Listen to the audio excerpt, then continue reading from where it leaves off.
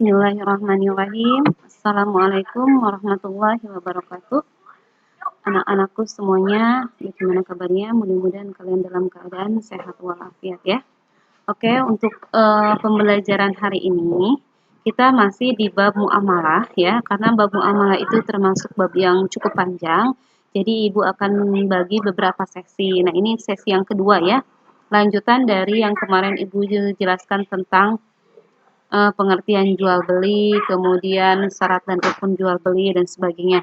Untuk sekarang kita akan membahas tentang riba. Ya. Oke, riba, hutang piutang, sewa menyewa akan kita bahas di pertemuan kali ini. Kita bahas satu persatu dulu ya anak-anak. Dari riba.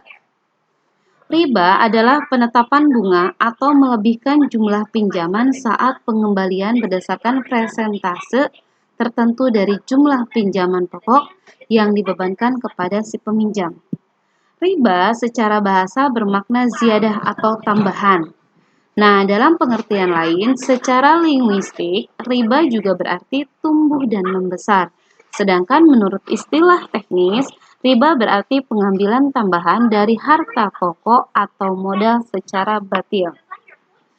Nah, apapun bentuknya riba, dalam syariat Islam itu hukumnya tetap haram ya anak-anak. Ya, jadi apapun bentuknya riba dalam hukum Islam tetaplah haram. Sanksi hukumnya juga sangat berat. Diterangkan dalam hadis yang diriwayatkan oleh Muslim, Rasulullah mengutuk orang yang mengambil riba, orang yang mewakilkan, orang yang mencatat, dan orang yang menyaksikan. Ya, dengan demikian semua orang yang terlibat dalam transaksi riba, hanya walaupun itu sebagai saksi, tetap terkena dosanya juga. Ya, nah seperti itu. Nah, guna menghindari riba, apabila mengadakan jual beli barang sejenis seperti emas dan perak, maka ditetapkan beberapa syarat. Apa Bu syaratnya? 1, sama timbangan dan ukurannya. Ya, untuk menghindari riba. 2, dilakukan serah terima saat itu juga. Kemudian yang ketiga, transaksinya berupa tunai. Tuh, salah satu untuk menghindari riba. Ya, paham ya anak-anak? Selanjutnya, macam-macam riba. Jenis-jenis riba, secara garis besar, riba dikelompokkan menjadi 2, yaitu riba hutang piutang dan riba jual beli. Nah, riba hutang piutang terbagi lagi menjadi riba kordi dan riba jahiliyah. Ya, jadi ada 2. Jadi kalau hutang piutang biasanya itu riba kordi dan riba jahiliyah. Tapi kalau berdasarkan jual beli itu ada 2 juga, riba fadli dan riba nasiah. Nanti kita bahas satu-satu. Yang pertama, riba kordi. Ya, riba kordi yaitu suatu manfaat atau tingkat kelebihan tertentu yang disyariatkan terhadap kreditur. Atau bahasa lain adalah pinjam meminjam dengan syarat harus memberikan kelebihan saat mengembalikannya. Contoh di sini Ibu tertulis ya, meminjam uang 100.000 harus dikembalikan menjadi 110.000. Contoh misalnya, si A bersedia meminjami uang kepada si B sebesar 100.000. Asal dengan syarat si B bersedia mengembalikan uang sebesar 115.000. Nah, uang yang melebihi tadi dari uang nominal yang pertama, yang seperti misalnya 15.000 atau 10.000 yang Ibu tertera di situ, maka itu disebut bunga atau riba. Ini hukumnya haram nih anak-anak ya.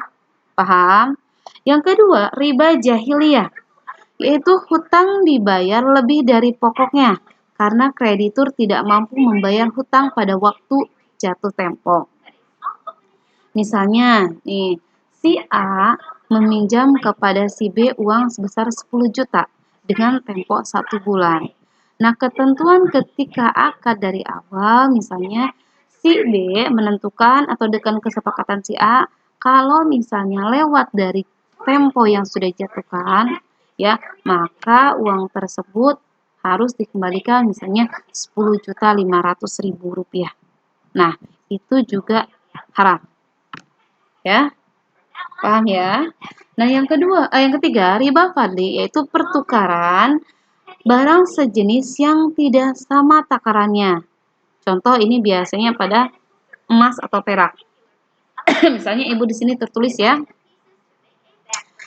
misalnya tukar emas 22 karat sebesar 10 gram dengan emas 22 karat sebesar 11 gram. Itu tidak boleh. Ya, karena beda takarannya atau beratnya. Itu juga boleh. Ya.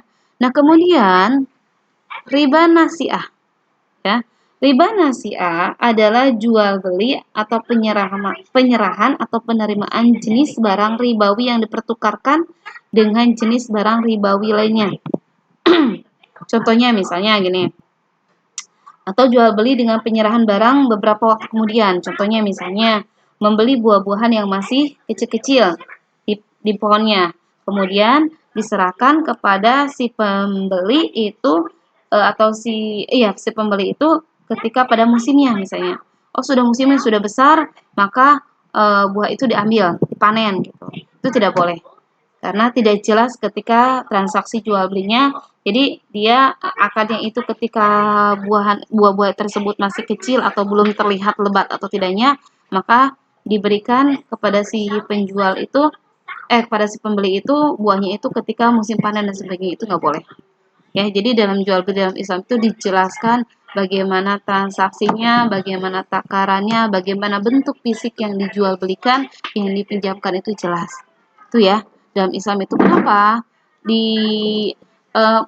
kenapa di dalam Islam itu kok jelas hukumnya? Kenapa? Dalam Islam tidak mau merugikan salah satu pihak.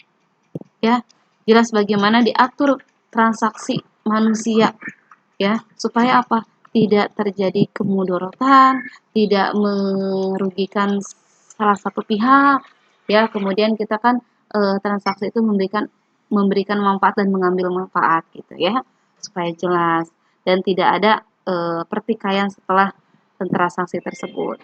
Ya, kemudian hutang piutang. Pengertian hutang piutang adalah menyerahkan harta dan benda kepada seorang dengan catatan akan dikembalikan pada waktu kemudian. Tentu saja tidak mengubah keadaan, misalnya meminjam uang 100.000 maka dikembalikan 100.000 juga. Memberi hutang kepada seorang berarti menolong dan sangat dianjurkan, ya. Tuh. Itu ya. Jadi pengertian hutang piutang. Jadi ketika si A meminjam meminjam uang dengan nominal 100.000 maka harus dikembalikan dengan 100.000. Lalu gimana Bu? Misalnya ada seorang yang dia ketika membayar hutang dengan memberikan kelebihan kepada si B mungkin dengan ucapan terima kasih sudah menolong dan sebagainya. Sah tidak Bu? Atau boleh tidak? Boleh. Silakan. Ya. Jadi apabila orang membayar hutang dengan memberikan kelebihan atas kemauan sendiri bukan paksaan itu boleh. Itu tidak termasuk hukum riba. Ya, seperti itu ya. Kemudian tapi kalau misalnya apalagi kalau misalnya kita si penghutang kemudian memberikan kelapangan waktu kepada yang menghutangi, yang berhutang pada kita itu akan lebih bagus ya.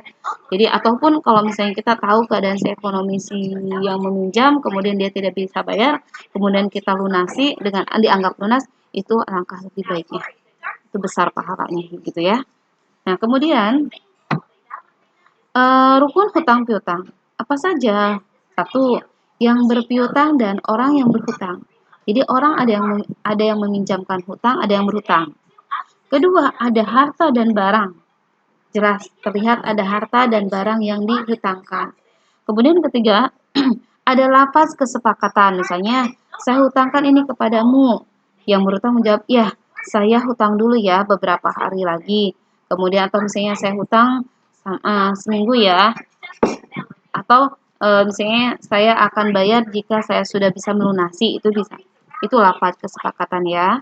Nah, untuk menghindari keributan di kemudian hari, Allah Subhanahu wa taala menyarankan agar kita mencatat dengan baik hutang piutang yang kita lakukan. Ya. Jika orang yang berhutang tidak dapat melunasi tepat pada waktunya dan karena kesulitan, Allah Subhanahu wa taala menganjurkan memberikan kelonggaran. Ya, di dalam Al-Qur'an surat Al-Baqarah ayat 280, Bismillahirrahmanirrahim, wa in kana du usratin fanaziratu ila maisarah wa an tasaddaqu khairul lakum in kuntum ta'lamun. Yang artinya dan jika orang yang berhutang itu dalam kesukaran atau kesulitan, maka berilah tangguhan sampai dia berkelapangan. dan menyedekahkan sebagian atas semua atau semua hutang itu lebih baik bagimu jika kamu mengetahui. Ya. Kemudian sewa menyewa.